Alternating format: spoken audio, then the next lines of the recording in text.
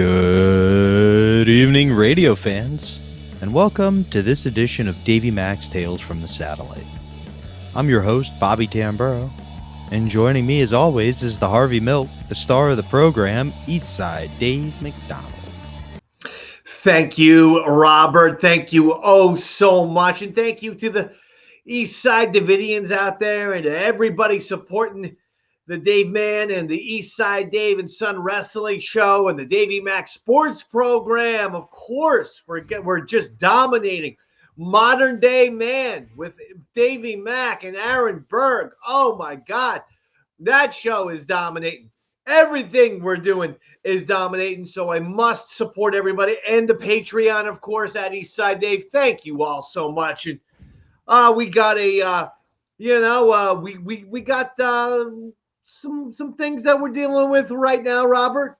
But no fan left behind. That's what I believe in.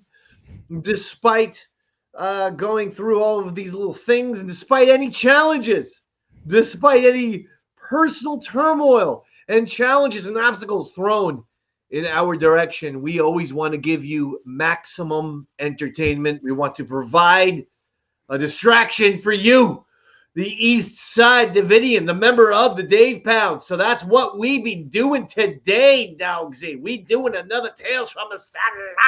Let's go. Does feel like you kept saying we. And I'm happy to be on your team, but I don't want to get lumped into the bad luck streak it seems you've been on. Oh, you're already there. I mean, as if you haven't been on a bad luck streak. We're the bad luck brothers. Again, feels like you're trying to lump me down with you, and I'm trying to be like, no, I'm here to help. Well, I mean, come on. The bad luck bros, that's kind of like a fun little, that's either like a wrestling tag team or a great name for a new podcast.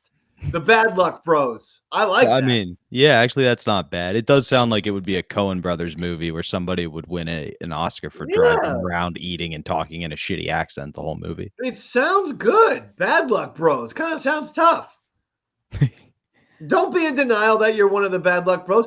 But listen, I'll be honest, I wanted to be out until you came up with the name Bad Luck Bros. And now I'm kind of like, all right, this isn't the worst thing in the world. I'm kind of want to be a part of the Bad Luck Bros. Yeah, the Bad Luck Bros is a fun name. It's got a great, it's got a great sounding name. And everyone's all excited for the Bad Luck Bros. And that's what we are doing today, baby. The Bad Luck Bros are looking at Tales from the Satellite. We're looking back at yesteryear on the Ron and Fez show. When what occurred, Robert? When this one is a specific moment, but it kind of encapsulates two bigger themes. So we are discussing where you took a hard stance against the movie Milk. The Sean Penn Oscar winner, I believe. I believe he won an Oscar I think he's gotten a couple of Oscars, and one was for Milk. The other one,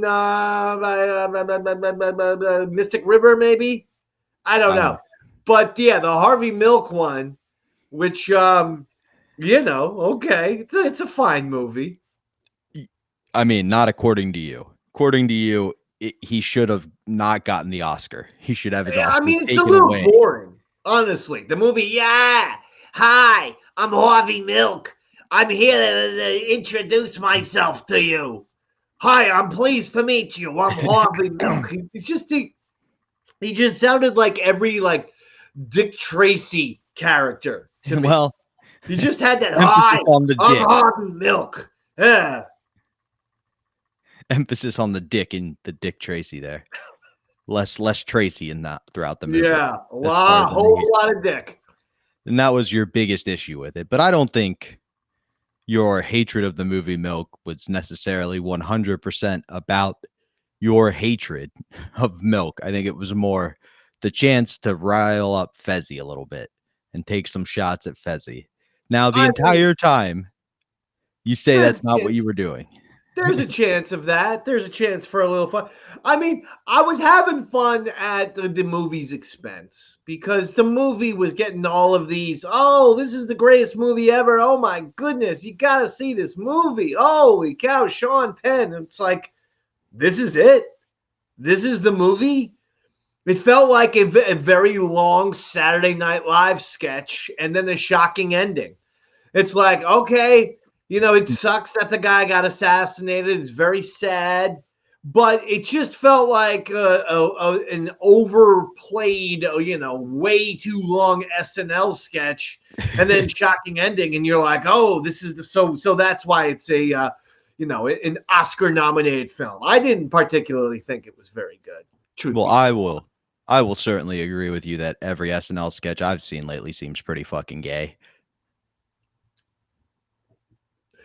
I just meant in terms of duration, how long, how long they can be. I thought the movie that featured just men making out after man makeout reminded you of every SNL sketch you've seen lately, which is how I felt. Just I guess there is. Yeah. There's an element of that. But again, I think it had more to do with the overarching opportunity. And again, it's a radio show. So to initiate a discussion, have some back and forth, right? Like not just that. And the other part of what comes up in this episode is we get introduced to a character, Rorschach. Oh, wow. It wasn't his first appearance, but this was the first time you guys really kind of analyzed him because he was having a freak out about some people making fun of his appearances on the show. And I think it kind of... Rest in peace, Rorschach, by the way. Rest in peace to Rorschach.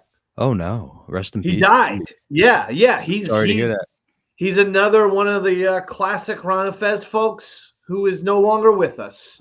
Well, say it's super important to cherish you and Sleeves while we've still got you then. Absolutely. Rorschach was fantastic. He used to do the Rorschach rant. And sometimes he'd call in and, give his little 2 cents on the current issues of the day. Was a very fun guy, nice guy. Started to develop too much pressure, self-imposed pressure and anxiety. One time I opened up my email and I got a very, very crazy, caps lock, big A-esque, looks like kind of like a hostage letter, that the kidnappers would send. And you could sense it was very distressed.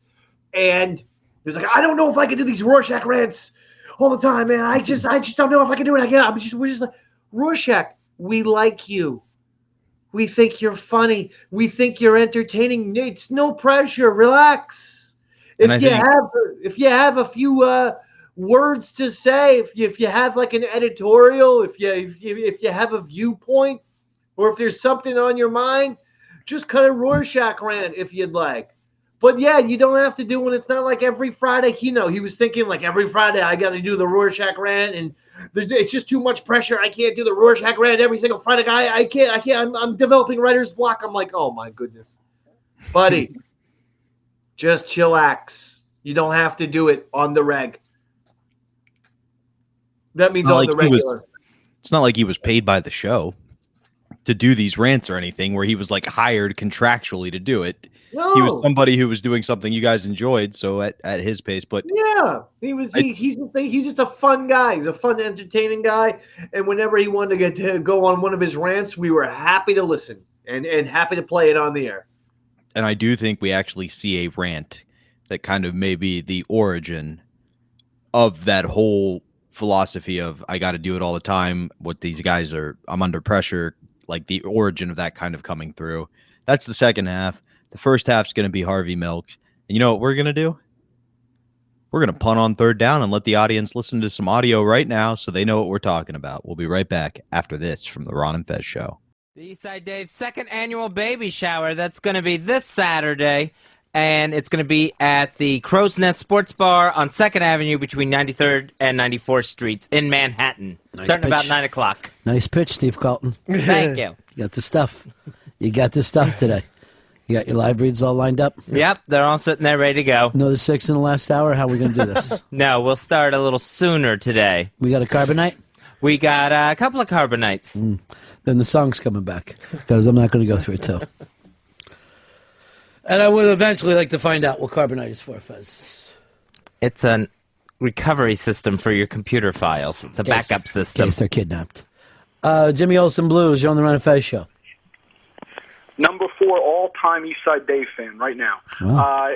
Soldier by Kurt Russell. I cannot turn it on. If it's on, I'm just sitting in it. I love that movie. I don't know what it is. It's a horrible movie, but I cannot turn away. That's the great Kurt Russell. He takes bad movies and makes them somewhat watchable. What could he do in a good movie? Oh, forget it. He's got You to get an forget Oscar. about it. He should have been in Milk. Oh, no. By the way, Fez, your favorite film last year? Uh-huh. Milk. Milk. Yes. Yesterday, when you were out of the room, East Side Dave starts running it down to me. Yeah. Really? Why? I just saw it over the weekend, and Hated Milk. it was so gay. Like, it was Yeah. way over gay. No, but it was... Well, how do you overgay It was something? over the line. When he sees James Franco and they on the subway making out. Okay, we get the fact that he's gay. We don't need the guys making out every time. We don't need blowjobs after he wins the elected Part office. of this was a relationship story. Oh. It was a little gross, to be honest. You would expect that in any story about a relationship, any film. But do we need to flash back to the part where he's feeding James Franco cake every fucking 10 minutes? That was the gayest part. The cake scene. Oh, my God. And they kept going back to it. It was so gay. It was too gay. Too gay. All right, let me say this. Too gay. And when I see somebody being like homophobic about things, I think there's a slight turn-on factor that they No, there become wasn't. furious. Because every guy I've known who gets homophobic puts himself into the scene. You know what I mean? Like, Right. this fucker's still sitting on me. Like, what? Why are you now putting yourself into the scene? No, Did you just- picture yourself feeding James Franco cake? No, I would have gotten fed. I would Okay, you're let James Sean Franco. Penn feed me. And Yes. you're panicking over one of the less explicit makeout scenes. The Fez. cake eating is what you are panicking over. What about- someone feeding someone else cake? What about on the subway? What about that weird... What country was that his second boyfriend who hung himself from? Who the fuck? And why were they always making out with each other? It's like... if They you were want- in love. You want us to get on your side. Don't fucking throw it in our faces. Gay people I'm talking about. Wow. There is a fucking... It's on today, brothers. We've all waited for the explosion. No, just... Today's the day. Bear with me. If you're Steven I have Spielberg... been, Dave, for 2.5 years now. Steven Spielberg makes a movie about the Holocaust. He didn't... If you He go... didn't show Jews kissing. If you go back, there wasn't a murder every 5 minutes. There was a lot, the big body count, but it wasn't every 5 minutes. There is making out in this movie every So 5 minutes. you're comparing kissing to murder, to absolute violence, blood curdling violence. I would say it. I mean, and there was It was nothing worse than there the was- murder scene. There was nothing in Milk. No one was getting bent over. You Oh, weren't God. seeing anyone take it up the ass or Oh, getting blown. Jesus. There was a blowjob scene. But It- in the shadows. no, it was pretty They did explicit. a lot of shadow makeout Yeah. stuff No, after the first. After he one. wins, the skinny guy with the mustache goes down, and he got that kid from Into the Wild started blowing him, and his head's right on the guy's lap. And I'm like, come on, man. And it's like, I want to root for you. I see, okay, you're a guy who maybe changed the way things go, but don't expect me to be on your side if you're fucking dicking some other guy every 10 minutes. So to tell Harvey Milk's story, we just had to show him as a absolute politician. He didn't do anything else. He wasn't human. He just went to city council. But no, I mean, no one makes out that much. Like straight people don't make out. All right, if you're watching a movie, you don't see Harrison Ford making out with people? Yeah, but that's my point. If they did it every 30 minutes, Indiana Jones makes out. Maybe even more than that. You ever see Last Tango? Marlon Brando doing that? Yeah, that's a little bit over. But that's a man that gross and you a out? woman. No, because it was... no. No cake. Yeah, but there was butter. The point should be about his Although he activism. didn't feed her. The point should have been about the way he changed people's minds, not So now about do you wish you could kissing. take you could take the Oscar away from Sean Penn? I'd take it back. I would.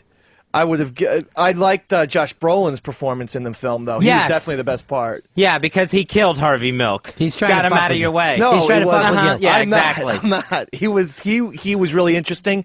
Sean Penn is one of the greatest actors of all time. This was maybe his third or fourth worst performance. It's right there with the retarded guy. And it was just too much in my face. I understand the point. So if we're telling the story of some other public figure, like they have this new Bill Clinton, Hillary Clinton movie coming out about Monica Lewinsky, I won't say it. should there not be any scenes of Bill with Monica? We shouldn't say they just reenact the scene. You won't see a kissing scene. He never kissed her. Oh, that's true. He fucked her with a cigar. And I believe in the wrapper, although it's never come out. I don't think he took it out of the wrapper. See, we need to see the Lewinsky thing because that was the most important aspect, was the fact that he had an affair with that woman. But the most important aspect of Harvey Milk wasn't that he's running around hooking up with every dude that comes his way. Yeah, he was. Who makes out on a subway anyway? Gay guys. They just had. You even ever made out on a subway? He sees James Franco. He goes, "What are you doing tonight? Let's make out." And they start making out. Yes, that fucking Right. cruising. That makes gay. I think that makes gay people look bad. Well, that's very understandable. That's fucking, but it belonged in the movie because he did it. What about the part that What about the parts that he was in such a committed relationship with James Franco for so long, with James Franco's character, and they were together for years He had to forgive his past. before they finally broke Yeah. up over the the elections, and then he was in a committed relationship. That's erections, Fez. It was elections. But you know a lot about this film. I've never heard you be able to go plot points on any fucking film, including Batman confused you. I usually forget stuff as soon as I walk out of the theater. So that doesn't show anything that he was able to maintain maybe not maintain is the right word, but be in committed relationships. He was able to maintain his erection. Yeah. After his Election. I was so happy when his foreign lover hung himself. I was ecstatic because that person was such a pain in the ass. Yeah, we all were. That was good. We all agreed. And he was fucked up for being in that relationship. Yeah, he was. No doubt about it. He But was. that actually happened. It's a bioflick.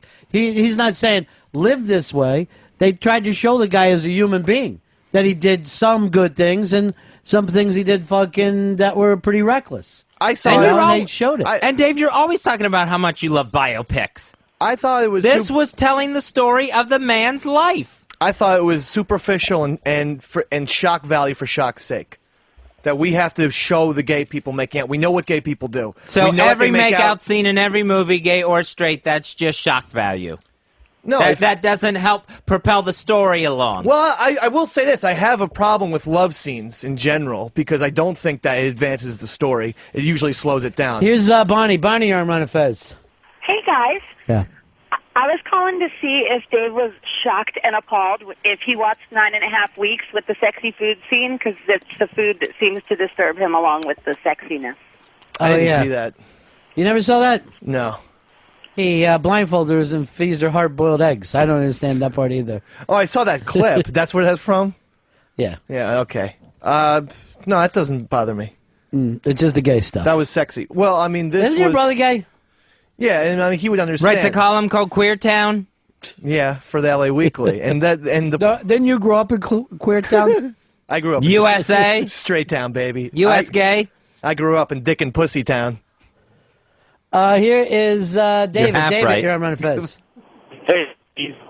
Hey, I think the reason why they really push the envelope on gayness and milk is a little agenda to push the acceptance of immorality in this country. The acceptance You know what I of immorality being the gay sex itself, or premarital sex.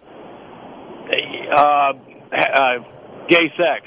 Okay, so gay sex is immoral. I lost him. Yeah, I thought if we're going to be totally honest and talk about the fucking thing here, is they did not show him as, oh, here's a regular guy, just like any heterosexual, but, you know, then he can't become councilman, and then he does. They showed him as a guy who spent a good deal of his life into cruising, was in a fucking sick, twisted fucking relationship with a fucking ridiculous person, and yet that had nothing to do with his professional life. I don't think it whitewashed the guy at all. I remember it was Fez a and I little distracting. having a debate about this when you said he was a great man, and I said no, and I didn't even think he did great things. I think he did some good things, but I thought he was just kind of a neighborhood organizer, no more, no less, and then just went on to be councilman. I thought it was an interesting story, but I would not put him up there, other than the fact that he was first. Right, You know what I mean? But I wouldn't put him up there like he was, Reagan or Roosevelt or any of the people who, Greg Louganis, in terms of like gay pioneers. No, I wasn't even talking about. No, Oh. he was definitely a gay pioneer. Right. Probably even more so than the great diver Greg Louganis, who, to me, ruined himself by hitting his head on the board that time. I don't think you could ever fucking do that without looking ridiculous. Because now you bring up Greg Louganis and people are like, yeah, the asshole hit his fucking head on the board. They forget all the gold medals. Right. Here is here's Ray. Ray, you're on the Ron and Fez show. Hey guys, love the show. That's great. Is there really a level of gayness? I mean, if you're jabbing some guy in the ass or down his throat, it's gay no matter what. Yeah, I mean, the guy was That gay. is gay. Yeah. Right. Ooh. There was no getting around that. I have to make it clear. I don't have any problem with gay people or their actions. I'm noticing that. I thought there was too much gayness in the film. That's all I'm saying. What about if gay people kissed each other at a party? Is that too far? Gay people kiss. I mean, I wouldn't want to see it, but look, like as you said, my brother's gay. I'm not going to deny him his happiness. I support him. But at a party, I would probably avert my eyes. But it's not, This is just like the thread I started on ronfez.net. it's not immoral. What is this one? What's wrong with me? No. Okay. This one was from the ABC News show, What Would You Do, last night. What would you do was more like it. And they had a setup in a sports bar in New Jersey. Okay. They had a gay couple being openly affectionate with each other. They even had a setup homophobe trying to egg other people in the bar on, going, "Isn't that disgusting? Why do they have to show. do that?" Give me a fucking copy of this. I've seen that show before, how quick people are to stop white kids from fighting, but not black kids. Right, that's exactly how they had another racism thing on there, It's too. always the same thing. Let's see if they're going to stop white kids from jumping on a car. Now, let's see what happens when black kids. They show one guy, a black guy was able to smack around his black girlfriend in public, and the only thing white guys went over and go, "Bro, take that at home." Wow. When white guy was smacking a white girl, they were like, if I ever see you touching her again. All right, so what happened in your ABC What Would You Do poll? It was gay guys, being very affectionate, not a full-on makeout, but just being cuddly and stuff in public in a sports bar in Jersey. According to the show, I think that happens at every sports bar in Jersey. most of the people were, fine with the couple making out, being affectionate, and very anti the homophobe. Right. They kept asking the homophobe to leave every time the scenario kept getting set up. Did anybody ever join in? There was one guy who said, "Yeah, that's disgusting," I would love to see his friends at work today. and then he changed his tune when they did the reveal and they interviewed him afterwards. Well, everybody does that. Yeah, So even in New Jersey, in a sports bar, gay people accept it. that's what it looked like. So what's the big deal? According to ABC News, ABC Jew. they call it ABC News. It's really just Candid Camera.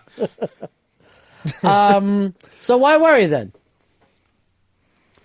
Why worry? All right, here's G-Man, one of the G-Men. How are you? You're on the Run and Fez show. Hey, buddies, how's it going? Good. Hey, Fez, I know you love the movie Milk. Is your favorite song Milk, Milk, Lemonade, Round the Corner Fudge is Made? Oddly enough, we just did that joke for the first time since first grade half an hour ago. So thanks for fucking listening. Here's Michelle. Michelle, you're on Run and Fez. Hello, gentlemen. Hello. I was just thinking that, Dave, as a man who's gotten blown by a dog True. and fucked jelly on the show, True. I don't really think you're one to cast aspersions on somebody else's You didn't have to see it. Michelle, not to correct you, but he never fucked jelly on the show, only in his personal life. And then let and his then he had- mom eat it. He had jelly in his urethra. And then your mom did eat the jelly. Yes. She Cock jelly. She came into. I was in the bathroom when the jelly was in the fridge. She made herself a peanut butter and jelly sandwich. Disgusting. There was probably a little pre-cum and post-cum in it, too. Fuck you. No, I feel bad for that. Do you? Oh, let me take the time. This is a great joke. Great joke. I don't want to come across homophobic at all. No, it's not. You're not. I don't think. You're definitely not. Okay, because I shouldn't. Because all I'm saying is But I just can't wait till Sean Penn gets a gun and starts shooting people again. Because this is very interesting. We've talked about this before. Even in the rating system, people in this country are way more comfortable with killing than they are any sex at all. Yeah. Any sex whatsoever. I am. And a gay movie, we're probably more comfortable than seeing one of those nuke movies where the world's just covered in ash. Yeah, I don't like the gays. I'm not a big fan of sex in general, but this to me. You watch porn. You fucking told us that you watch 3.5 hours of porn a day. Yeah, porn is different from a movie, I'm saying. Why are you upset watching a love scene, which, let's face it, in any R-rated film, you're not really going to see anything? What is making you uncomfortable? I don't know. I think ever since I was a little kid and my mom brought me to see Regarding Henry and he was making out with his wife, I was very uncomfortable, and I've been uncomfortable ever since. And then especially... Well, you're uncomfortable with adult sex. With two gay guys, that was really over the line. Well, this is really always gets to me about Milk, that all the reviews were talking about how brave Sean Penn and James Franco were to do this. Incredibly brave. Brave how? They're fucking actors. They're getting it, even on an independent film, they're getting a $1 apiece. Easy to fucking act, to pretend, not to actually do anything. No actor should be called brave. No. It's ridiculous. Well, they are braver than the 9/11 heroes. I give them that. They're the true heroes. Actors, musicians, and sports stars. And then after them comes firemen and cops. Okay. Where does TV stars fall? I put them over with mimes and carpet salesmen. Really? Quite brave. I think you're about as brave as a carpet salesman. Larry David, carpet salesman. I called Carpets Unlimited one time. Name of the store is Carpets Unlimited. And I said, yeah, I'm looking for a blue carpet. They go, we don't have blue. We don't carry blue. I said, your fucking name is Unlimited. How could you not have blue? 866-RON-0-FEZ. 866-RON-0-FEZ. Here is Brian. Brian, you're on the Ron Fez show. Brian. Yeah. Hey, Ron, what's going on? Yeah. Yeah, I just want to say my parents were there that night, and yeah, I mean, some of the people were upset, of course, but I mean, that's to be expected. I mean, a TV show knows that, you know. That's why they did the whole thing. But I mean, it wasn't everyone at the place was, you know, what's he saying? Out about it. I'm not sure what he's saying. They knew the cameras were there. Yeah. Oh, yeah. Absolutely. Yeah. My parents, they know the owner, so the owner's like, look, he goes, this is going on tonight, this and that. All right, so that's fucked up. That's why I can't watch these shows. Every goddamn news show is a reality TV show, and every reality show, everybody's in on the work. It's wrestling. It's not fucking TV anymore. It's the WWE. Yeah, and which I still call WWF. I don't care what the fucking World Wildlife Foundation says. And no one gets eliminated fairly anymore. I mean, you think Donald Trump actually sits there and really eliminates these people? If I was running that show, I'd eliminate the gay guys. They did send Scott Hamilton home. Here is... Not gay. Who is it? Scott Hamilton. You want to fucking bet? He has a wife and child. What's that got to do with anything? That's what Rock Hudson. No, he didn't. No, he he never did had a not. child. Oh, wife, though? No. What's that, gay? What is it? Gay. I thought that was supposed to be a dick going into an asshole. And I'm thinking, how big is that asshole? But it was just the letter G. Here is, and also I think he's this. Here is Ian. Ian, you're on the Ron and Fez show. Hey, buddies. Hey, bud. Hey, Dave. You realize that Milk was set in the 70s in San Francisco, right? I mean, yeah, pre-AIDS. Well, yeah, and making that movie without gay sex in it would be like making a movie about Woodstock without drugs in it. I didn't say it can't have sex or making out. I said It really was showing a lot of it. But it was showing what pre-AIDS sex was like in America. And it was fucking wild. Well, to me, that's a Including different heterosex. subject matter a little bit. I mean, this was supposed to be about That was the guy time who- Harvey Milk lived It was in. about Harvey Milk's life. Yeah. That's what it was about. But he has a lot of aspects of his life. That to me, that isn't that so And they important. showed all the different ones. I bet at the gay sex scenes, including making out, if it came to 5 minutes of the hour and 40, hour and 50 minutes, I would be surprised. Really? Yeah. I think it was more than that. And I saw that in the Village, and whenever they showed a makeout scene, I went like this. Ew. But no, what was really funny is that I did see it in the Village, and when Anita Bryant came up, I never heard this before, because this seems ancient to me. People hissed. I go, hiss? It's like living in the French Revolution. It's very exciting. Here is, let's go over to Gary. Gary, you're on Fez. Hey, Dick Holder, 1229. What do you say, buddy? Hey, Fez, when you masturbate, do you pretend that you are the All right, here is John. John, you're on the Ron and Fez show. Hey, Ronnie B. You're not going to put up with it today, Fez. Thank you. Yeah, don't put up with that, Fez. Davey Mack, why in the hell do you keep calling Sean Penn the greatest actor? He sucks. I mean, anybody could have played that part of Harvey Milk. Fez could have even have played it and made it look good. First of all, I can't think. There may be 2 or 3 actors of Sean Penn's generation that you can compare with him. And I think the Daniel Day-Lewis, who won the Oscar the year before, and Sean Penn are probably the 2 right there. And that would be said by anybody who acts, I think. Is Philip Seymour Hoffman a little bit younger He's than younger. them? Okay. Yeah. Well, then, I'm yeah, say he's Philip amazing. Seymour Hoffman's probably 10 years, 11 years younger. I mean, Sean Penn is unfucking believable. I didn't think that this was Oscar worthy, and that's the honest opinion. We could It go was through pretty- Sean Penn's fucking thing right now and pick out It's insane. 10, 12 fucking roles that you go, unfucking believable. Unbelievable. Think about the fact that Carlito's Way was 20 years ago, and he looked then like a middle-aged guy. Like, how the hell? He's fantastic. I mean, and he Yeah, pulled with it a water off. bottle. He wasn't. No, obviously Milk was a misstep. It and was. it's ruined his career. It might. Yeah, have. it's definitely over. Well, I will say this. He's hotter than ever.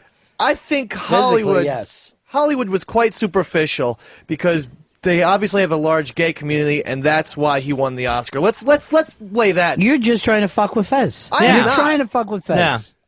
Yeah, because now all of a sudden Sean Penn walked through the role. He's not that good of an actor. It was I didn't say that. It was gay voters in the Academy that gave it to Sean Penn, not That, any I'm sort saying. of great performance, because that was so lacking. What was great about this? There wasn't anything great. He didn't struggle.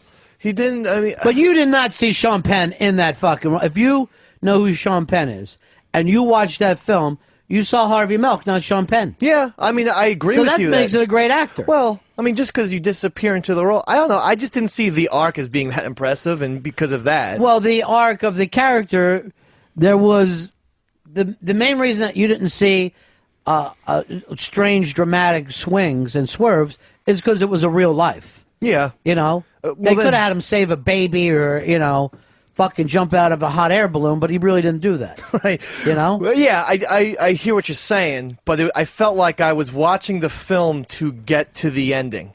Not because I wanted to see him get shot, but because I knew that was going to be the ending, and I felt like the film was biding time until that. All right, let's just go. Here's some of the roles that fucking Sean Penn played. Fast Times, phenomenal in Awesome. that. Yeah. Matter of fact, that fucking character, we've talked about this before, now gets done by everybody. Bad Boys, phenomenal. Racing with the Moon, great by him. Falcon and the Snowman, Awesome. phenomenal. Awesome. At Close Range, phenomenal. Colors, unbelievable. Casualty of War. Here's one that most people don't like. I thought he was terrific in comedy, We're No Angels. State of Grace. Great. Fucking phenomenal. Dead Man Walking. Unbelievable. Hurly Burly, Thin Red Line, Sweet and Lowdown. It's fucking unbelievable films. Even in movies, yeah, like people don't like U-Turn. He was great. He's amazing in that. I actually skipped over, and I'm going to let you take that one. Mystic River, 21 Grams, Assassination of Richard Nixon. These are fucking. All the King's Men. Not a fucking good movie. He's unfucking believable in it. Then he had the misstep with Milk, and we'll see how he does now. Fine step, full step. Put a gun in his hand. And aim it at you. Here is Jay. Jay, you're on Run Fez. Hey, boys. Yeah. Hey, I hate to say this, but I'm finding myself agreeing with Dave a little bit on some of these points, and it's really making me take stock of my life.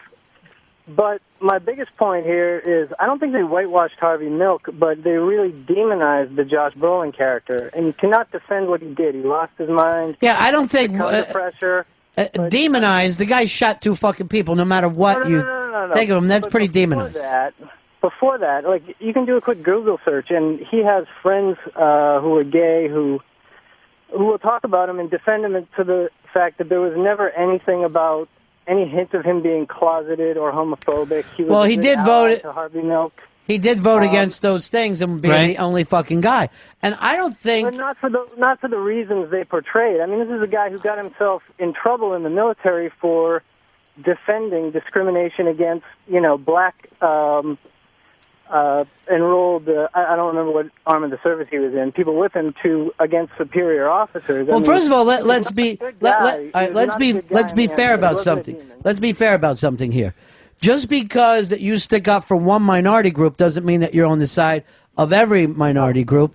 And I think if they slightly showed him as somebody who may have had feelings towards other men and didn't act on it, I just said the same thing about Dave. When I see somebody who goes out that fucking far, it's normally about fear. It's just like when you meet somebody who is overly angry with black people. It's not a huge stretch to say that they're somewhat fearful of black people.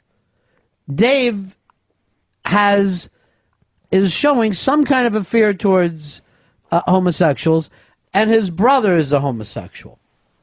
That's correct. That is correct. And you're saying the acts of homosexuals actually sicken you? I don't like to watch it on screen, certainly. But I support my brother. I mean, come on. I mean, yeah, you're doing a great job of it. But it's not fucking hard to say he's fearful of homosexuals. Right. Doesn't mean that he's going to go around throwing fucking bricks at him. No. But this other guy, Josh Brolin's kid, and believe me, I think he would have done the same thing in real life. I think he would, Josh Brolin himself. What's his name? What's the Brolin kid's name? That is it. Oh, that's it. The father is James Brolin. James Brolin. All right, the great actor is James Brolin, the fucking son. I think Josh Brolin in real life would shoot a gay guy in the back of the head while he looked at an opera fucking sign. I think that goes without saying. Well, that guy is... He does it in every movie. He's a star. He does it in every single movie. He shoots the gay guy. Like he shot that gay Mexican in No Country for Old Men. Mexican guy was just sitting in the truck. He was breathing hard. I guess he was masturbating. And when he was Bush, he shot Mitt Romney in the head. Right. He took out that gay guy. So it happens. Carrie, you're on Run Fez. Hey, Ronnie B., how are you? Yeah. First off, I want to say that Jacksonville having 2 big buildings does not deserve an NFL team. I agree 100%. And the 2 big buildings are both banks. So I like Sean Penn and Taps. Oh. Good call, good role. And I wish more people would have talked about Tom Cruise in that role as well. It's fucking so great! Here is... It's beautiful, man!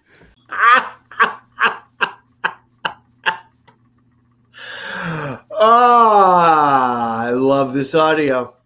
I love the audio. It had me in stitches the entire time. Well, it does feel like you kind of went in with the intention to needle Fez a little bit. Again, Robert, let me ask you something. Does anyone give Pinhead in Hellraiser, do they give him issues when he's needling someone? No. I'm the pinhead of radio. Everyone calls me Davey Mack. It took me a second to get Pinhead that. of That's so radio. good. I wasn't giving you crap. I was just saying the entire time you take the stance of no, this is just my opinion. But we on Davey Mack's Tales from the Satellite, we remove that curtain sometimes. And just the first point I would like to make is why I think this may have occurred is it starts the segment with Fez doing a live read for Davey Mack's second annual baby shower. Which right there, hilarious, but also feels like a little bit of, if you guys are both playing basketball and you're big men, that's the first elbow to the ribs. Ow. Well, I mean, that's funny. That's great. The second annual Davey Mack's baby showers. Fantastic. Kids. These are the days where the kids were popping out left and right. It was too much. Well, I'm glad it ended at 2. There wasn't a third, Yeah, I know. That was nice. That's perfect. Perfect. Because you've got 2 lovely children. I know. I had a great weekend this past weekend. We went in lots of swimming, lots of pool, and then lots of wrestling, Robert. Tons. Ooh. When you say swimming and pool, are you training the young Max in the art of the 8-ball? Like the game, pool. Are you teaching billiards? Billiards? No. I'm talking swimming. Although we were threatened by an old woman who when Stanley and I go to the pool specifically, we always will bring a ball. Yeah, we got a little ball. That's what you do in the pool, right? And you throw the ball, and Stanley will keep track. Okay, we have and if the ball cannot touch, anyone drops the ball or there's a bad throw, you start over. 316 consecutive throws, okay, is what we had. We said, you know what? We can beat this. We can beat that record. Let's go for 500.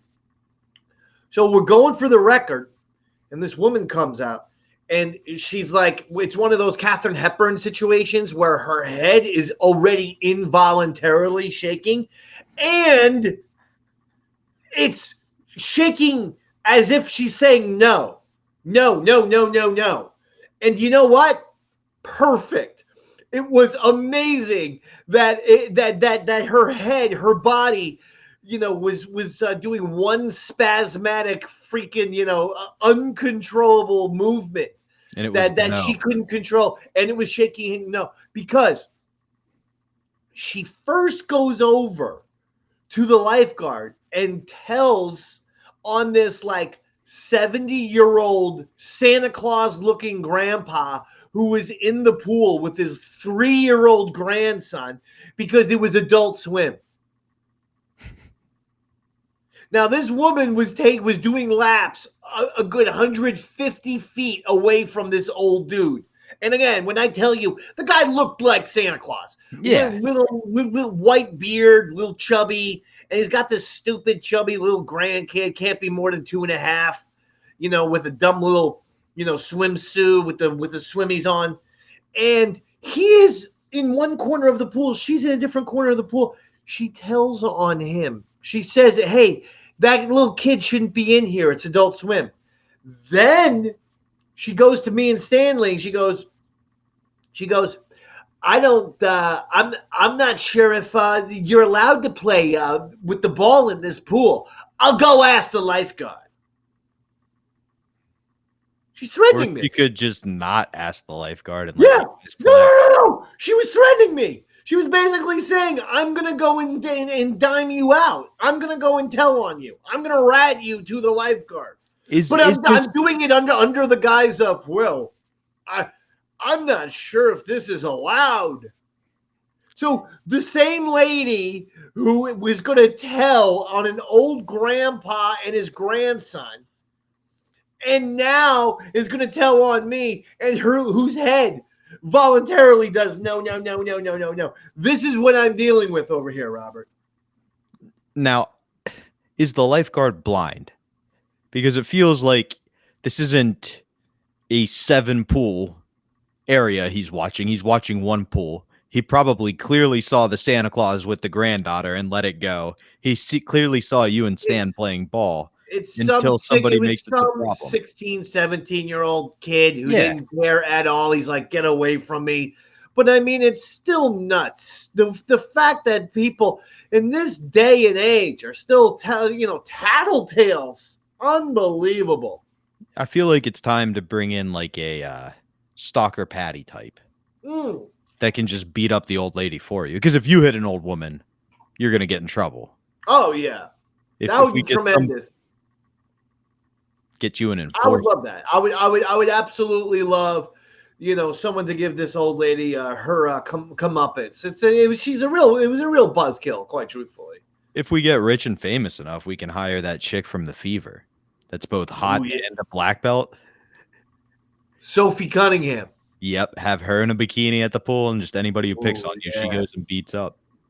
Yeah, I like that. That's what I'm talking about, Bob. But well, to get from that hot heterosexual imagery back to the movie Milk.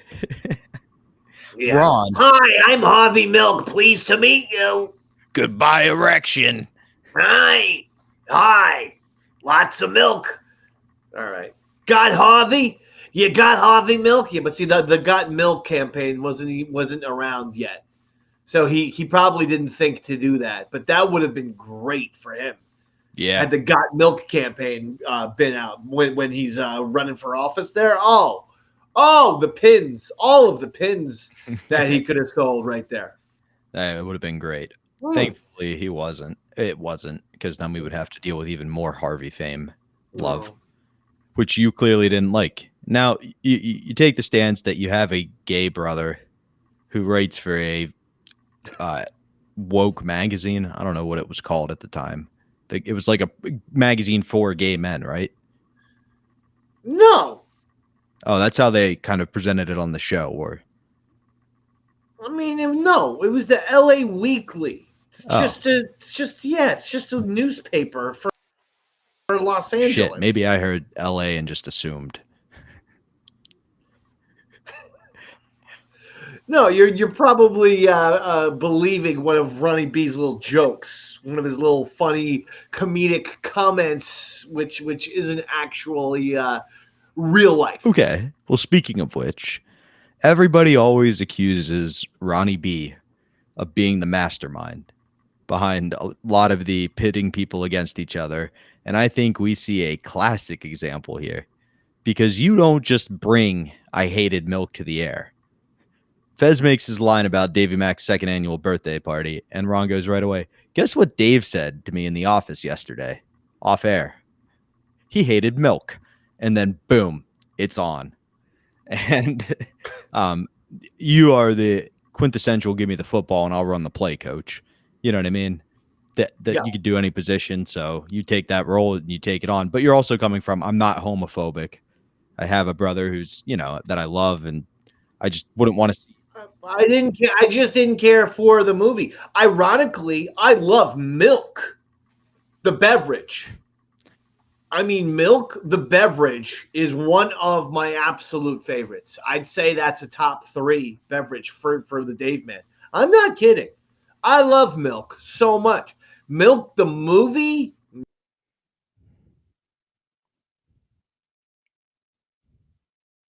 Oop, we lost you.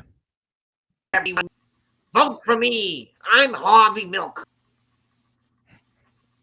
It wasn't that good. Does anyone go around going, hey, you know what I watched yesterday? You know what I rewatched? Milk. What? No one says that. No one does that. Milk came out the same time as like There Will Be Blood and No Country for Old Men. Like, we talk about those movies. We're not talking Milk. Sorry.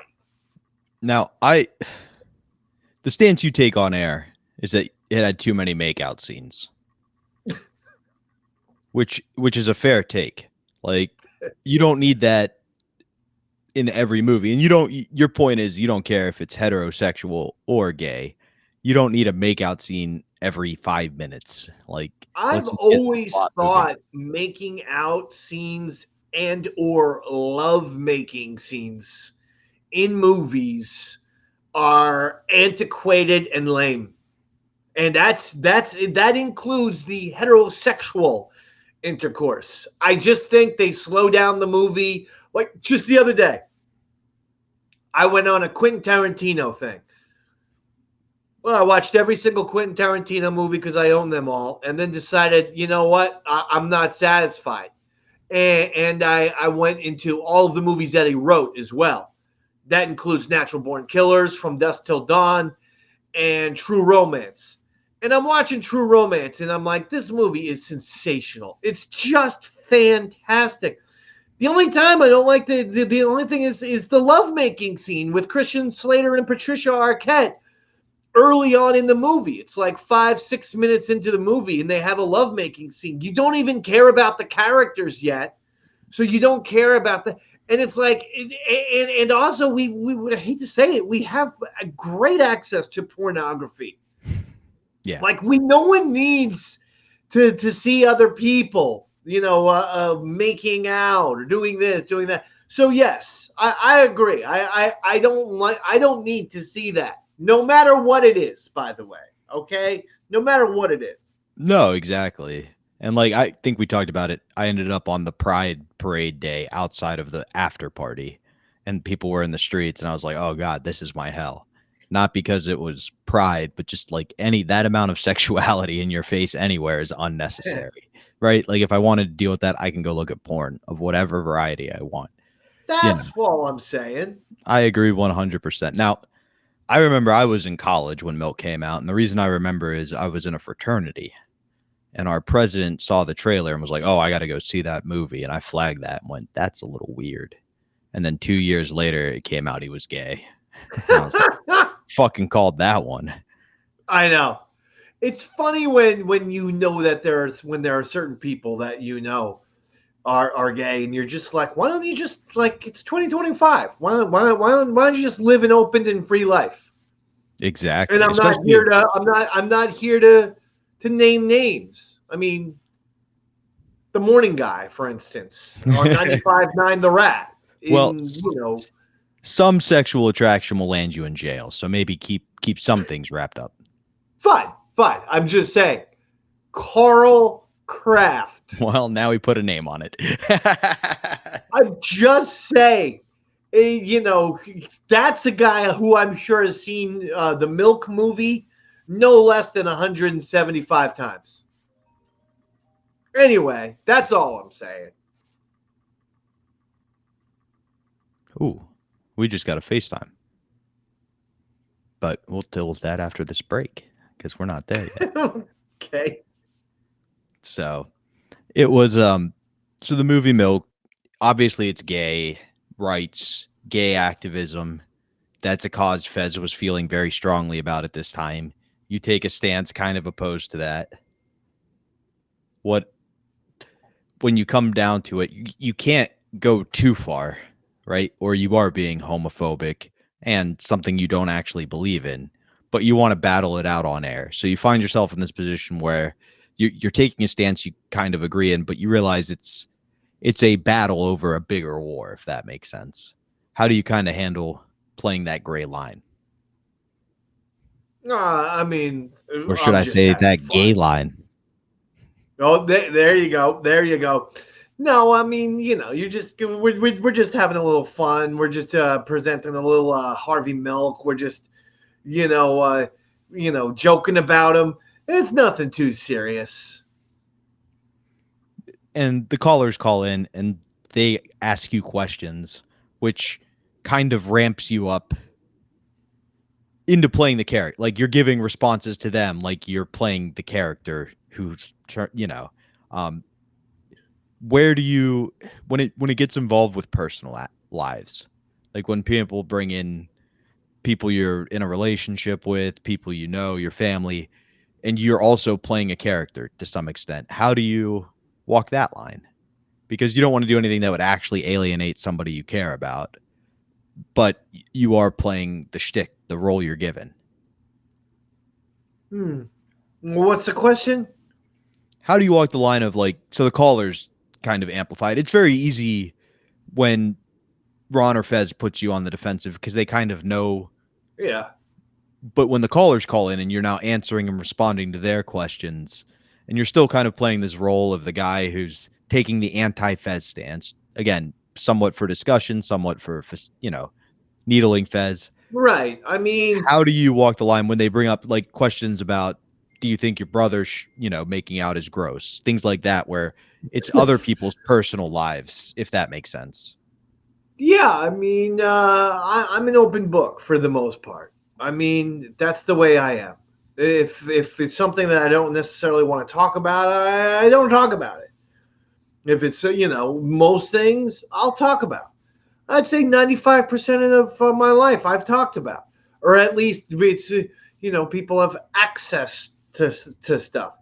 It's not like I'm going to talk about every single thing. No, there are certain things that I guess you don't want to necessarily discuss, but everything else, why not? As far as there is no, there's not as much thought as I think you feel there is with radio sometimes. It's just go out there, turn on the microphone, and shoot the shit. You know what I'm saying?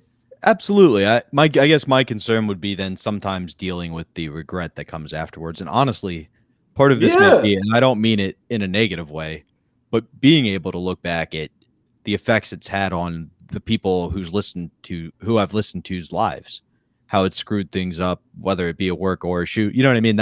I guess that's part of why maybe I do overthink it a little bit. Yeah, I think you do.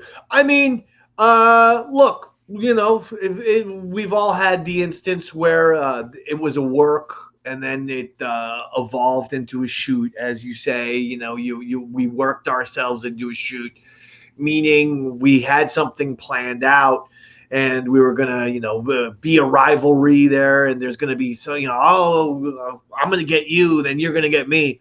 And then all of a sudden someone says something that, oh, that hits a little close to home. And then the other person, oh, well, that hits close to home. And next thing you know, oh, well, I'm going to insult him for real. All of that happens, and when it happens, you just hope it doesn't last that long, because it's always uncomfortable when you've worked yourselves into a shoot. That's for sure. And then I guess that does lead to my final question from this first segment of audio, which is, if you've worked yourself into a shoot and now it's a bit where it's about the movie Milk, how do you prevent it from escalating and crossing that line? Like, crossing what line? Going to a point where it's continuing the feud rather than just a discussion about a movie. At this era, it seemed like once every month at the minimum, if not more frequently, there was either a working ourselves into a shoot between you and Fez, or a truth bombs being dropped one way or the other, or I don't know. I have no idea what yeah, no, it was an odd time. It was an odd time for me. I don't know why. It seemed like it was a time where it was going to be, let's pit Fez against Dave. Yeah, and okay, and it's, these are things I didn't ask for it. I didn't understand it. It was a little confusing. How could it not be? Didn't know why, when I tried to, and I do everything that I possibly can that I did for the show. I didn't understand why it's like, hey, well, let's have a war of Fez versus Dave. You were kind of getting that signal from everywhere, right? Like, to some extent, Ron was fueling it once it started, for no other reason, just to burn it out, I think was his thing. And if you look at the history, I don't know what. Yeah, I don't know what the motivation was. We'll put Fez against Dave thing. Yeah, wasn't something that it wasn't my idea. I don't. It wasn't my idea, and nor was it something that I enjoyed. I was like, okay, here we go again. We're doing some kind of fighting thing. We're gonna have some face off type of deal. Okay, but it's it's not. That's not what I was bringing to the table. Like, okay, me and Fez will get into a fight again today. I was bringing in characters, games, my stuff. Talking points, my own confessions of stupid things that I've done. So it's like that's what I was doing. But this is what was going on. So all right. And I think as we've talked about before on here a little bit too, there was an element of that's how Fez was getting involved with the show. So if, okay, this is how Fez is going to be a part of it, I guess that's what I'll do, even though it's not what I enjoy doing the most. Yeah, no, I don't enjoy this. It's strange. I mean, all of this Dave versus Fez stuff led to him at one point accusing me of breaking into his bank account and stealing money. I'm still crazy. No, but I mean, he meant it. He meant it, and I'm like, I'm not Tom Cruise in Mission Impossible. I don't know how to hack things. I certainly don't know how to hack someone's bank account and steal their money. I don't know how to do any of this stuff. This is crazy talk. Don't take this offensively, but you didn't even know how to run the board. He thought you were good enough with computers to hack into his bank account. Like, that was his go-to insult was, Dave, you can't even run the board, let alone fucking CIA hacking. I know. It always ended up becoming real because the problem is I was the guy who had to field all of the psychopath, the moron losers who can't separate reality from fantasy, who don't understand entertainment as opposed to reality.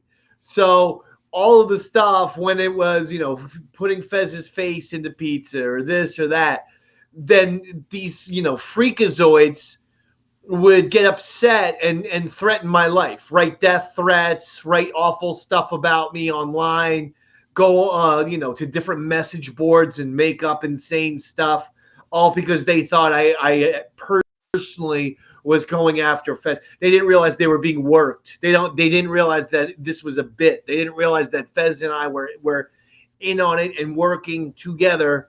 And so all of that kind of stuff happened. It's just an odd time. It was a very odd time. I could definitely see that. And we're going to actually take a look at the message boards having an effect on Paranoid after we let the audience listen to this bit of audio right here. Here's Mike. Mike, you're on the Run Fez show. Hey, Dick Holder, 7898. How are you? Hey, I'm actually going to agree with Dave on his opinion of Milk for a few reasons. Okay. One, the movie was entirely way too long. And two, question for Fez, can you tell us what cum tastes like? All right, so that was a setup. You said it was kind of chlorine-y? I believe there is a bleach smell to it. I don't know what that's AIDS. I don't when know. When you smell that, that's AIDS. Seems like it would clean the AIDS out. Not mine. I didn't know bleach killed AIDS. Mine has a kind of a pudding type taste to it. Taste your own cum? Yeah. And you're worried about James Franco kissing Sean Penn. And Spider-Man? No, and Milk. Oh. Milkman. He was so much better in Spider-Man, though. Good call by Mr. B. Let me just tell you something. When it comes to this gay thing. One of my good friends, let's face it, my best friend, has a flat top. And he was in a movie called Last Night in Brooklyn. And he co-starred with a cartoon figure. And I happen to know someone who's accused of being gay directed that film. No, I don't go around trying to guess. I just accept. Oh, I guess. And deduce. Here's John. John, you're on the Run of Fez show. Hey, Ronnie B, how you doing? Yeah. Hello? Yes. Two things. I mean, does it bother Dave if he sees, in movies, heterosexuals or interracial, relationships I like or if they're interracial. sitting out in the park, black guy. I like and a interracial. white girl, No, I'm not racist. Kissing, making out. Well, you're not. Wait, hold on. You said you're not. You're not racist. Yet you made your chick swear that she's never been with a black guy. Right, but that's because you just wouldn't be able to take having the knowledge. Well, let me clarify. I Yeah. like white guys with black chicks. I get those porns all the time. Well, sure. I don't like the That other way makes around. sense. Let me also say this: if someone types "ha ha ha," but they weren't laughing, I don't think that I believe the ha ha ha's. I have to see it first. 2. What have you found out when Casey? Let's say she was 11 years old, and when she was at Jew camp, she just gave a peck kiss to a black kid. I wouldn't kiss her for a year. I'm not Okay. saying I'd end the marriage, but Just like this. she'd go a year of quarantine time is what I would call it. That is so Old Testament of you. Quarantine? Yes. they Sit do sit that? outside the village until you're clean again. Tom, you're on Run of Fez. Yeah, Ron, I want to say it's not like homophobic to not want to watch two guys kissing on the screen, because that's exactly how I feel when I see two heterosexuals who aren't attractive, like some big fat slobs or ugly people start kissing. That I feel exactly the same. So when I you see like to that. watch attractive men on screen kissing? No, I don't find any men attractive. We've got James Franco. I don't think we're going to be able to do better for you. Do you find some men unattractive? I find all men unattractive. All right, so every man is unattractive. Mm-hmm. Right. Yeah, you're ready to fucking come out of the Yeah. closet. Yeah. You feel something so strong. Let me tell you something. They're horrible. If you can't tell Derek Jeter's a good-looking fucking guy, what if Casey had been with Derek Jeter? At Jew camp when Half she a was year, 11. half a year, because he is half Irish, but that other half is the thing that would bother me. Here's Paul. Paul, you're on Run of Fez. Did you say Paul? Yeah. Oh, hey, one of the first movies I ever saw Sean Penn in was Bad Boys, and I thought he did an awesome job in that movie. Well, he gave us all the idea of putting soda cans in a pillowcase, and that made me think that's so much better than oranges. He used to put a couple oranges in there and swing it the fuck around. Yeah, but then you can't drink those sodas. Well, you know what I say? Get Mountain Dews. Who wants them anyway? Fucking disgusting. I know I'm not from down south, but I find a Mountain Dew to be disgusting. I love Mountain Dew. Hate Thank it. you. I always hate it, and I also It's got orange juice in it. Yeah, but Does it? Yeah, it's one of the ingredients. Didn't an orange juice give you a heart attack? Yeah, All right, so let me I get stay you a- away from it now. Let me get you a Mountain Dew. Let me get you a Mountain Dew. And there's an urban myth that Mountain Dews make men sterile. Robert, you're on the Run of Fez show. Yeah, I had a question about the movie Milk. I haven't seen it, but did they address the issue that this whole gay rights thing directly led to the spread of AIDS in this country? Well, how did you come up with that? Well, this whole thing about, excuse me, the sexual liberation and, the bad houses and, the multiple sex partners, which they couldn't do as much, 20 or 30 years prior, that led to, this whole petri dish and the AIDS virus being spread. Well, you could also say the same thing about heterosexual people in the 70s and early 80s. If they're junkies, heterosexual AIDS was more spread by IV drug abusers. In this country, it's primarily IV drug abusers and also homosexuals. Right. So then you have nothing to fear. Yeah, I'm not overly concerned about it, but what Right. bothers me is that when there's this whole propaganda campaign to get everyone involved, when it's actually two small groups of people who, if we're quarantined, this wouldn't be a problem at all. Well, so you would quarantine gay people and junkies. Well, they did it in the past. I mean, it's when you had groups of people who refuse to, be sensible. Mhm. You give them a chance. If they choose not to be sensible, if they don't pull their act together. Now, where did they do this quarantine at, other than Nazi Germany? When did they did it pull? in this country too? You're not familiar with Typhoid Mary? You never heard of her? Well, Typhoid Mary was a very short thing in Manhattan, where they took a lot of people over to Fez's neighborhood, Roosevelt Island. And it was successful. Well, it was successful in the same way of AIDS. Things had run their course, and then people were medicated. But yes, when people get diseases, when certain amounts of them will die from that, I guess that could be looked as, successful. But yeah, when a disease will run its fucking course, and then it's also treated. My point is that once somebody's infected, either they do the right thing or they don't. If they're gonna But let's go through this. Are you for or against gay marriage? Against. But wouldn't that have gay people not having group sex, and they would be in real relationships? They're not in real relationships anyway. All right, so it's not a marriage. But so you're not really so much offended by group sex or marriage. You're just offended by gay people, whether they have the disease or not. I'm offended by the fact that, all of a sudden, on a personal level, all the loose pussy dried up, in the 80s because all the women were concerned about getting AIDS. I'm also offended by the fact that my tax dollars are used to support these people.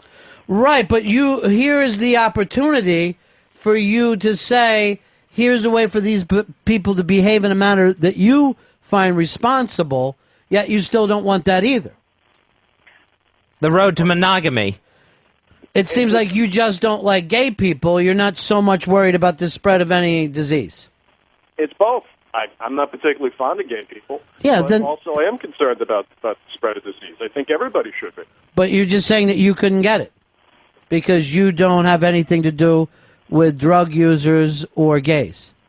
Well, once again, it's part of a larger issue in society that the money that I pay for taxes is used for this. It's now used for, we're paying for AIDS prevention in Africa. Why should we pay for this? If they can't figure it out, why should we pay for it? All right, so that's, whether we're going to do AIDS prevention in Africa, where a lot of fucking heterosexual women have gotten AIDS as well as the children that were born to them, it's a totally different issue than what you're talking about in the 80s. But you really did shine a light on us with the loose pussy drying up for a real fucking player like yourself.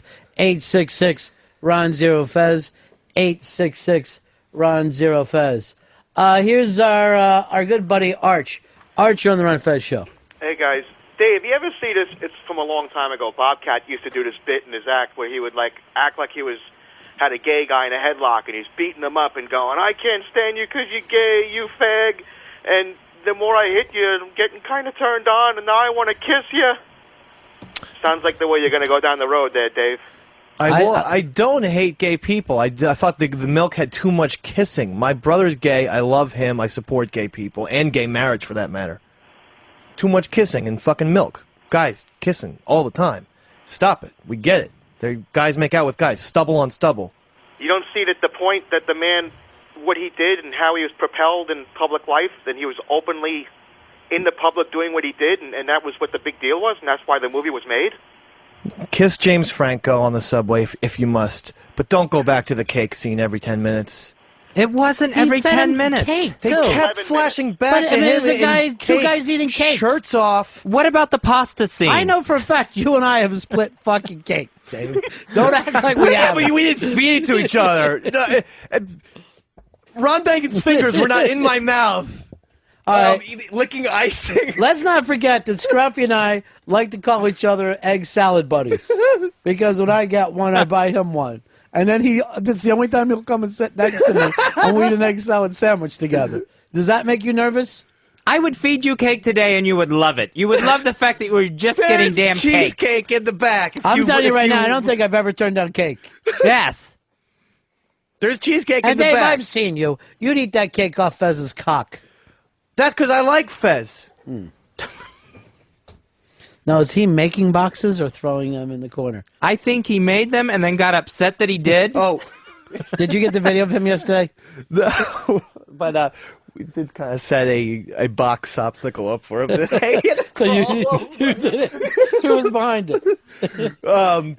It was originally an O&A prank on our stuff, and I'm like, no, but just move it over and get it to them, so he'll totally lose his shit. So they put the boxes in front of our office? I got our interns did a great job. Vincent and Killer Joe stacked them up in front of Buddy. So this is like a candy camera bit that just keeps passing its way around? The boxes just keep moving. Yeah, that's... Here's what's even funnier. Throw the boxes out the window so the O&A guys have to remake boxes. Carbonite.com. Carbonite. Carbonite, if you have a computer, you don't want to lose your valuable information. You don't want to lose your family photos because of something going horribly wrong. Carbonite will back up these files, and if you lose them, help you to recover them instantly at Carbonite.com. Carbonite has also helped spread the AIDS virus in the United States of America, Fez. Has not? Yeah. Carbonite, it's automatic. It's a computer file recovery system. Once you set it up, you don't have to lift a finger. You can just forget about it. It's not going to slow down your computer. Carbonite's going to back up your files while you work. So that's what. Remember Whistle While You Work? Mm-hmm. This is Carbonite While You Work, Fez. You need it. Carbonite stops the spread of AIDS because it's carbonite. I think that what really helps is the tiny pieces of carbon that get into your blood stream. Carbonite, it backs up computer files. It recovers computer files. You're backed up, too. It makes recovering lost files easy. You know why you're backed up? Why? Cheese with every meal. Mm. It gets your files back with just meal. a few clicks. Every single meal he has cheese with. Melt some cheese on that, please. It's too much. And Carbonite can help you transfer your irreplaceable files to a new computer if your computer is so damaged that you need a new one. Your files are still going to be safe. It's the exact same thing as owning a robot. Blade Runner is here. A personal robot named Carbonite. Or Carby. Hello, Carby. Hi, Big Carby. How you doing today? This carbonite tastes good. Carbonite, it's affordable, less than $5 a month for unlimited backup. You can try it free with no credit card required. It's the smart insurance policy for your irreplaceable data. Carbonite.com. Go to that website, enter the offer code XM to start your free trial. Get 2 free months if you decide to buy. That's Carbonite.com, offer code XM, and you can try it free today. Carbonite. Protect your eyes. I don't even know what this stuff does. Does it protect your eyes? No, it protects your computer files. Same thing. That's just another word for eyes. Computer aisles. Nice. Eye. Oh. Nice, you homophobe. You still ball. How many fucking boxes How many are boxes there? did you put over there? All of them. It is a skyscraper of boxes. So yesterday he was going crazy and punching out a printer.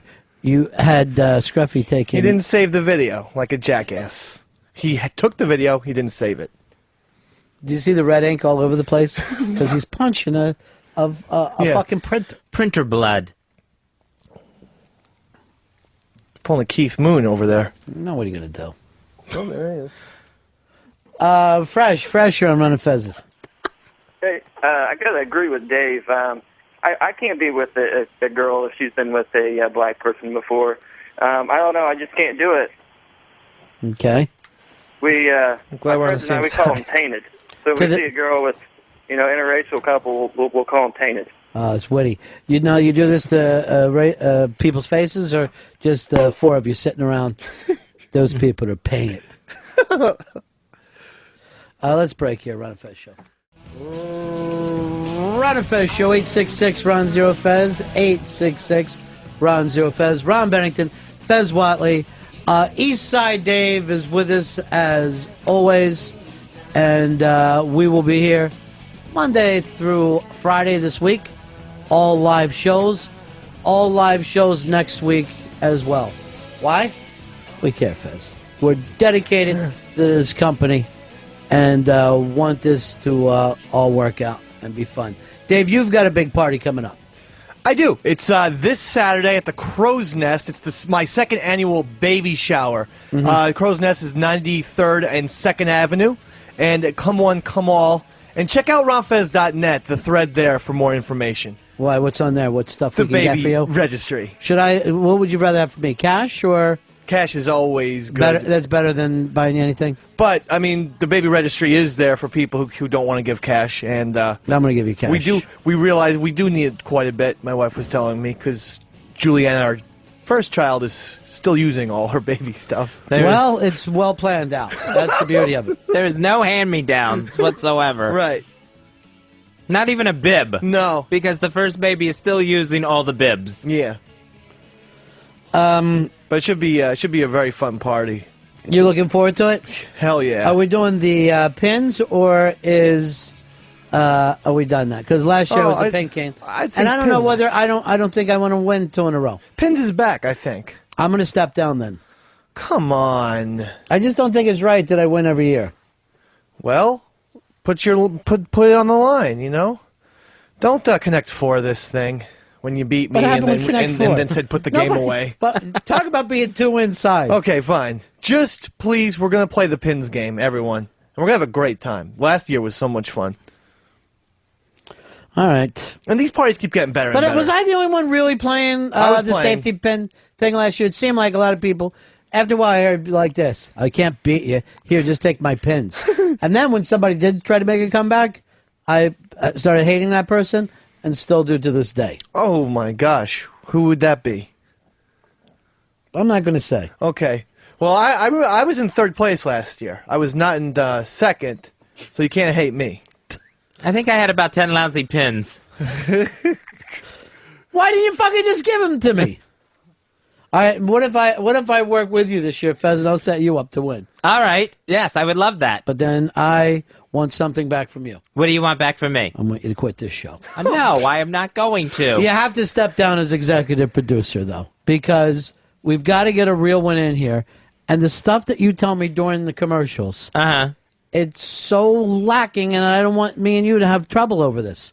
But you're really not the executive producer type. I know I am trying. Is that so what? It doesn't mean anything. It's really going bad. You know what I mean? That's like if you have a fucking pitcher and he's getting shelled, and you're the coach and you go out there and he says, "I'm trying." It doesn't mean shit. Would it mean anything to you, Dave? No. You're getting fucking shelled. And I'd rather fucking a pitcher go, "Hey, coach, I'm getting shelled." But the shit that you just told me during the fucking break, and I'm in a very happy mood, I'm like, A, not only doesn't he see that this is bothering me, B, he doesn't have the read on it. He doesn't see the read that this is making him look bad.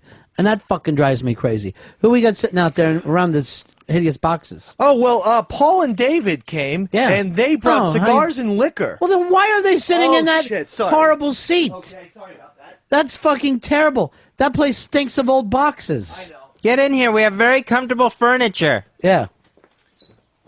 Enjoy that couch. Yeah, I don't want friends sitting out there. That's for the Ham and Egger listeners. Also, Sal and Jason came, and they brought cannolis and cigars. So we'll bring them in, I guess. Cool. Yeah. Bring them in. Bring them in. I just want to tell people not to waste money on liquor. Well, it's a very Everybody in the thoughtful show gift. smokes cigars. Come on in, gentlemen. Enjoy that couch. It's so much better than the aluminum. Greg, you're on the Run of Fez show. Hey, good afternoon, Ron. Quick question for Dave. When you have your son, Dave, are you planning on kissing him, showing him any affection? Perhaps even when you're at the beach and you're both wearing bathing suits, you're going to pick him up, give him a hug, give him a kiss? I'm going to kiss my son. I kiss In my Speedos? father on the lips. I'm not against men kissing, guys. I'm against the. I've in never the kissed my movies. father on the lips. I do all the time. I have never kissed my father on the lips. And I basically see them every Sunday, and I give them a kiss on the lips. Him and Mom. That should be the kiss of death. Every Sunday. Him and Mama. We do a part of the show that we've just picked up, kind of a regular. That, well, from what I understand, gigantic hit, Dave? Huge. It's a Rorschach rant. That's a Rorschach rant, Fezzy. And Rorschach plays the part on the show of the guy who normally has a little something that's annoying him. Last time, what annoyed Rorschach was a 25-year-old movie called Die Hard that he found to be somewhat racist. Yeah. Well, that the good black Yeah. was kind of getting shat on a little bit. And the bad black, he was the one he who was evil. He was smart and he was evil. intelligent. Right. And because he was intelligent, he was evil. And the limo is good. We first found out about Rorschach because he, on YouTube, did something very special about Eastside Dave and told people how Eastside Dave was the future of radio, then ran out of time and just yelled out rock and roll. And we got the biggest kick out of him. We thought, here's a guy we could use. Not to mention, Fezzy, it reminds of us of Paranoid, and they seem like they could be related to each other. But then he does some of his own rants away from the show, and this was sent to me last night, and apparently Rorschach is furious about something, so we'll just go to his YouTube, and this is not an official... It's a Rorschach rant. Not an official Rorschach rant, right? But this is just him in his private life on YouTube. I mean, who the fuck do you think you are? You're stupid because you think people are laughing with you, but they're laughing at you. I fucking know what people are fucking doing, you fucking turd. All right, let's stop it there for a second. I don't know who he's ranting against, and I worry sometimes that it could be me. I'm like, wait, has this gotten personal? So we don't know. It just starts off with him ranting and he's furious. All right, let's go back to it. Let me tell you something. And you know who you are. Oh, he's pointing at the screen. I am under no fucking illusions that anybody's laughing with me, you cock-sucking faggot prick All right. dickhead. All right, let's stop this now. If I had to guess, this is Fez that he's angry with. At this point, I go, no, it's got to be Fez now. I hope not, and I don't care for his choice of words. I like him even better. All right, and is he wearing a Superman hat? Yeah, that's a Superman insignia on his hat. And then also the great thing about Rorschach is he will always do his rants from his car. So I don't know what it is that gets him thinking once he gets behind the wheel, but it looks like he's pulled over. I'm hoping in a rest area and is going through this. All right, go ahead. I know people are laughing at me, okay? Fuck face. Go fuck yourself, all right? Go fuck yourself. Let me tell you this. Whatever your stupid fucking name is on OT, I know people are laughing at me, okay? The fact that you think that I'm that goddamn delusional, that you think I thought people were laughing with me, just shows how fucking stupid you are, you cocksucking retarded faggot. All right, now I know people are. All right, let's stop there. OT, of course, Fezzy, that's for off-track betting. So that's what's got him so upset. Some of the folks at OTB. Now, what is OT? Do you know, Dave? I spoke with Rorschach. It's just a message board that he belongs to. All right, so he's mad at the people on the message They're board. giving him a hard time, saying he's, everyone on the show and stuff is just laughing at you. Oh, so it is about his work on RonFez.net. Yes. About his rants. On our show. It's about it and saying that we're laughing at him, not with him. And I told him I'm with him in 100%. First of all, we only laugh at one person, and that's Dave. We laugh at Dave. Okay. All right. We laugh with Ron, and then we sit quietly for Fez. So, yes, there's... I don't know where you're going to fit into this, Rorschach, but yes, there is a dysfunction to what happens here. Are laughing at me, okay? You stupid piece of human shit. All right, this is Go good. fuck yourself. Human shit. As opposed to whale shit. Oddly enough, he's listening to our show in the background in his I car. didn't even pick up on that. People are fucking doing and saying and thinking. I don't need some fucking retarded faggot from OT telling me what the fuck to think. You fucking piece of shit faggot. Okay. Cunt. Goddamn motherfucker, cocksucker, son of a bitch, fucking piece of shit, dickhead. Cunt. All right. I will say this, Rorschach. For the first time ever, I started laughing at you because you're so furious. You're beyond furious over something somebody said on a message board. He's working in just about every word he can think of, though. Yeah. Self. You don't fucking tell me what to feel and think. I fucking tell you what to fucking feel and think. That's insane. No. I fucking know people are laughing at me. That's the fucking point of this. I'm not here to fucking be in a fucking laugh gang where we're all arm in arm going, hey, aren't I so great? Let's all laugh together at my amusing antics. I fucking know what I'm fucking doing. All right, hold on. There you're wrong, because then we all started laughing with you. And I feel... Laugh gang is the best. Yeah, I feel like that's something you stole from Fez. Because this is like when Fez gets off his fucking side and he gets into that. All right, let's go. Fucking piece of shit. The fact that you've got the goddamn gall to sit there and type that out to me just shows what a fucking piece of fucking trash you are, you fucking... Go fuck yourself. Oh yeah, I don't know who unbanned me from OT before when I asked for the hats off 300-day ban that somehow got morphed into a 365-day ban. But don't unban me again. I don't want to be unbanned. I'm done with OT. Wow. Yeah, you heard it, ladies and gentlemen. I'm done. He's done today. with the message board. Yeah. The place has fucking changed, man. And I know I like a lot of people on there. There's just too many to name, but I like a lot of people on there. But there's a bunch of new people. Tidbit 88 is great. With mostly the 05, 06, and 07s, a few 08s under their names that are just, they just don't get it. And I don't know what the fuck that bad fellowship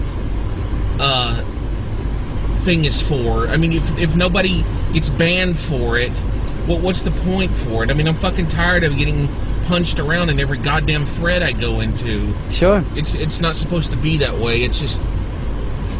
There's the hat It's back a on. nightmare There's now now, Superman. for me at least. Here comes Superman. Of course, a lot of it's brought on by myself, you know, but of course I always thought people were laughing with me. You dumb cunt.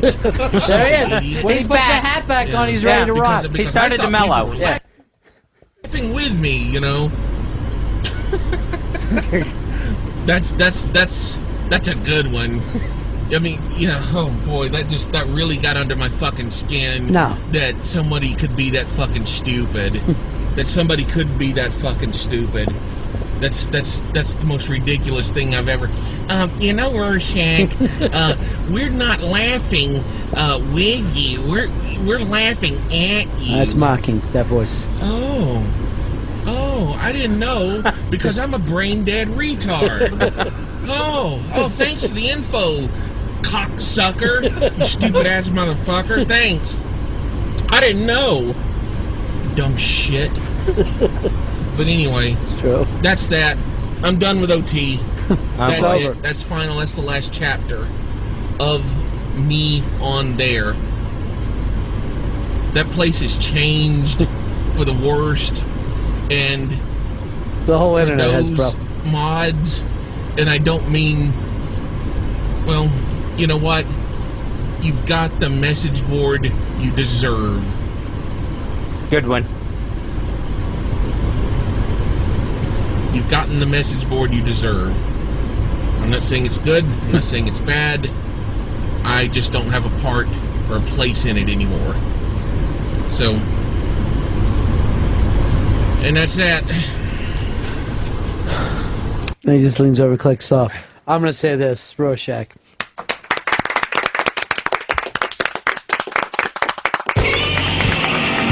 It's a Rorschach rant. Dave, by the way, is that you doing Rorschach rant? That's right. Yeah. Hey, that's Justin from Long Island out there? Yeah, what's he doing outside? Well, actually, he came and brought cigars, comics, Wii games, yeah, liquor. I'd love to see the cigars. Okay, all right. Justin? Here comes Justin. Wait a minute, this is a box of cigars? Justin, please, help yourself to a very comfortable easy chair. I don't want you to sit there on the couches like those animals.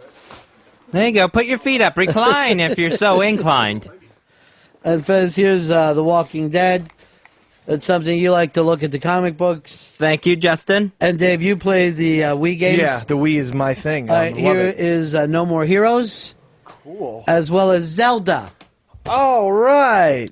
So you can say to Casey, Zelda, when you want to play. And Stalker Patty's here? Stalker Patty is here. And she brought sandwiches from Starbucks. What? Yeah. Leftover sandwiches? Bring Stalker Patty in. Oh, Stalker Patty, head on in. Get off the bleachers. Yeah, get on the off the bleachers, Patty. That is a And very small now, bag. Hang on to the pole. Here is a lovely egg salad sandwich left over. Mm-hmm. Rosemary and ham. Yeah, you hang on to the pole, Patty. That'll be your position today. Yeah. You're trading aluminum. Fez, here is a nice egg salad for you. Thank you very much. You're eating the same apple. I forget that things just take long with you, I think, sometimes. That's all right. Well, that commercial break didn't take long, and we are back. Sorry We're about back. my 10-minute apple break. Yes. We needed to take a break for Robert to eat an apple. And yet 20 minutes later, he's just still eating the apple. And I'm just sitting here staring at a man on the computer silently eat an apple. It was like an Andy Warhol movie. Just, man quietly eats apple while other man watches. It was very, very odd experimental film that we just put together there. Well, I mean, probably better than the movie Milk. But I will say, it is a good thing it was silent. You don't want to hear me chewing an apple. That'd be really annoying.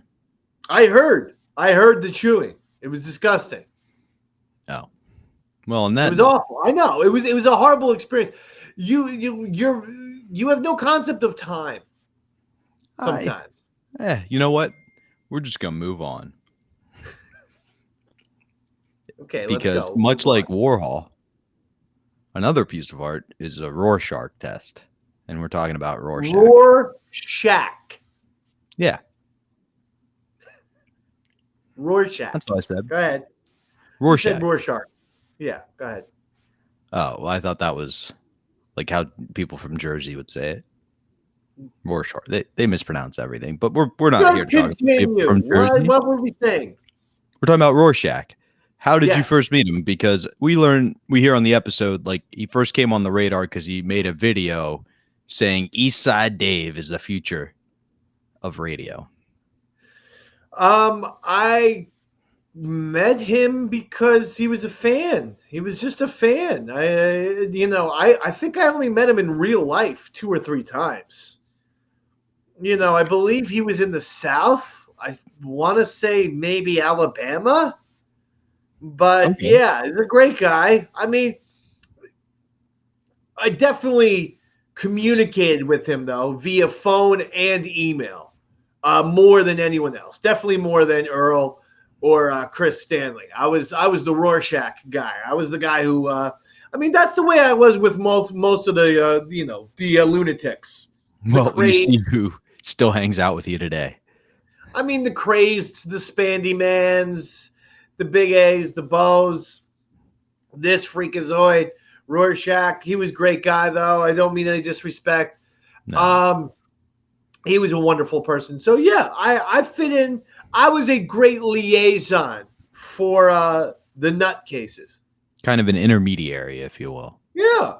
So on this episode in particular, we find out that you did actually reach out to get clarification because he's yelling at this OTB board, which is a message board he was a part of, and they were making fun of him, saying that the show laughs at him, not with him. And OTB is it's so off-track betting.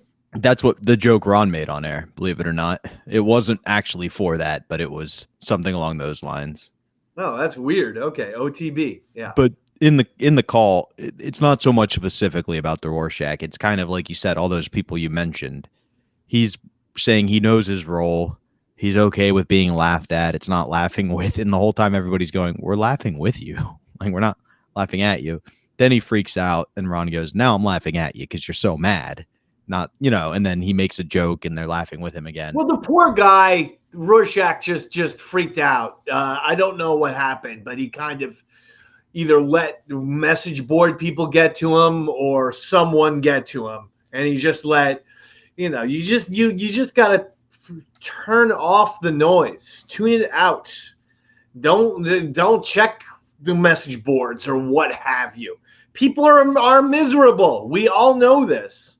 Absolutely. And the 95% of people, articulate themselves on social media through negativity. Like, this isn't any surprise. Yeah. So if you don't like it, then don't check it. And the people who are like stuff aren't commenting on it. They're commenting Right. on the things they don't like. You don't see that good stuff. So Yeah. But as a whole, when you had these tertiary characters, kind of like the ones you just mentioned, that you were the liaison towards, and they started to either not be happy with their role on the show or trying to do a different role, or how do you handle that as a show? I would Like- just talk to him. No, I mean, I would talk to them and be like, "Hey, buddy, we love you. What are you doing? Hey, buddy, love you. I hope everything's okay, buddy. Hey, buddy, we miss talking to you. Hey, buddy, is there something I can do? Huh? Is there anything that you need from the Dave man? That kind of thing. I'm always very nice and caring when any of our regulars or show friends of the show are going through it. I absolutely. always would reach out in a nice, hospitable way.